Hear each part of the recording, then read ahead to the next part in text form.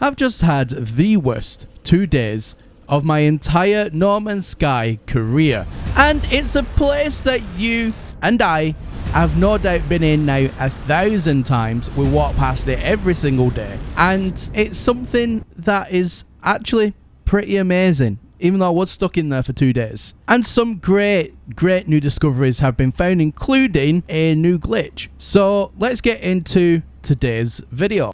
So this all started basically by a comment on one of my videos, and they asked whether or not I could sell or trade that big bastard of a ship, and I don't see why it wasn't possible.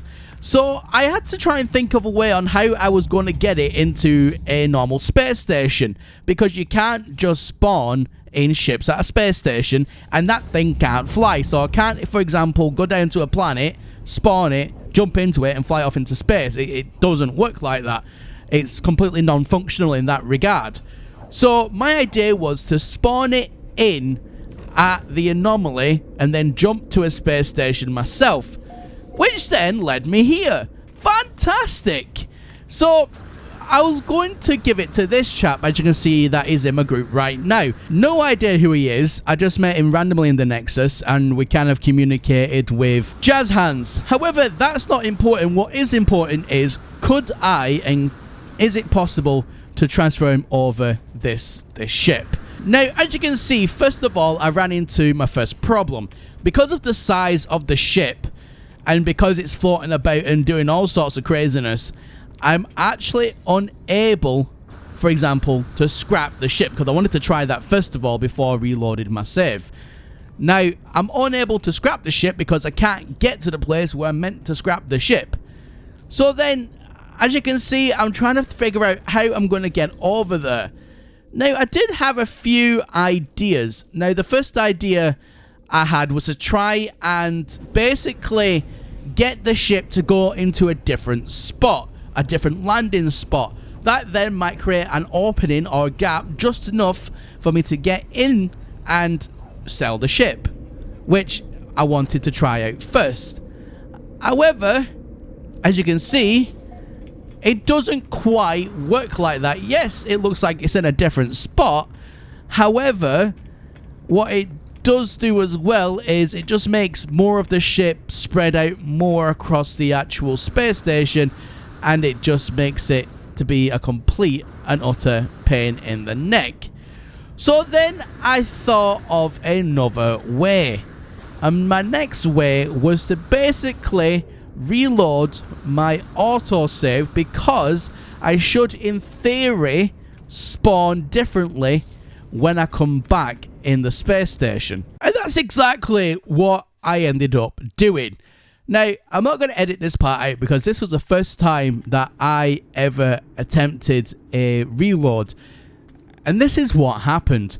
So first of all, I was like, yes, I've gotten over the top of the ship, and now I'll be able to just jump down on the other side and go and scrap the ship. I've actually got over it instead of going around it. But then I started to realize things weren't really acting as if they should. And I seen this random container, which is where the glitch comes in that I found.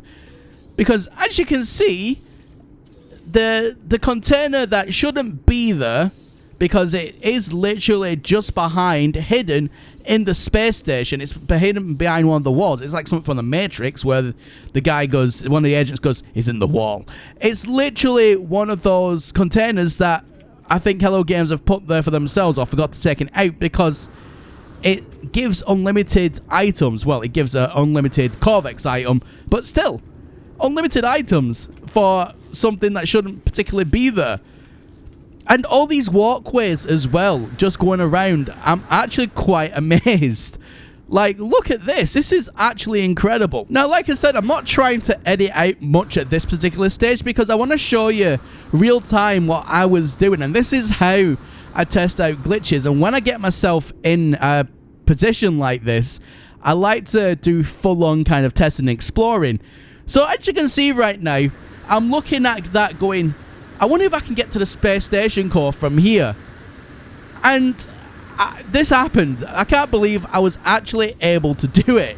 I was able to get into the space station core. However, the model itself wasn't able to support a Gek flying through it. It was no clipped, so basically you just fall through it. It doesn't have a physical, it's not a physical object, which I thought again was really, really cool because nobody knew that until this Gek right here just jumped right through the bloody thing. So I mean, guys, this is incredible. Discoveries are already being made, and like I said, you and I walk past this thing every single day of the week, and we didn't know that all this was even possible. So as you can see, reloading my autosave, I thought, right, I've hit a new floor underneath that, and I'm not falling through space or anything. I'm not particularly dying, but it means I'm trapped underneath randomly on this invisible floor in the middle of space below a space station. Reloaded my autosave. Now, as you can see, it spawned me back exactly where I was previously. So then that led me to think, right, I might be able to get around to the other side. And that's what I did. I basically lined myself back up, and I was having a look, and I thought, right, let's go to the other side of everything now and see how that looks in this craziness. So maybe there might be new hidden boxes, or there might be something new I can discover. So for example, they have like all these like different shops and things like that in here, which I thought was actually really cool. So I'm behind everything. I can see like all the characters, and I thought, well, maybe I can try and like sit on a chair and like spawn myself like back through the wall. If I can just somehow sit back onto a chair, and then that'll pull me through the wall. Or it should do anyway, in theory. But I wasn't able to. But did you know there was a room behind this teleporter? I didn't know there was a room here, but apparently there is. You know, this guy's waving to me. This guy can freaking see through walls. Did you know that all Geks must have like some kind of telekinesis? This guy knew I was there straight away. And again, it's the same kind of thing on the other side, where they have like all these like different rooms, and obviously you can go into on normal stations, but I wonder if you can get into them or view them in if I did this in an outlaw station. That would be pretty cool. But I mean, guys, look at this. This is honestly incredible, and there's just so much to discover here.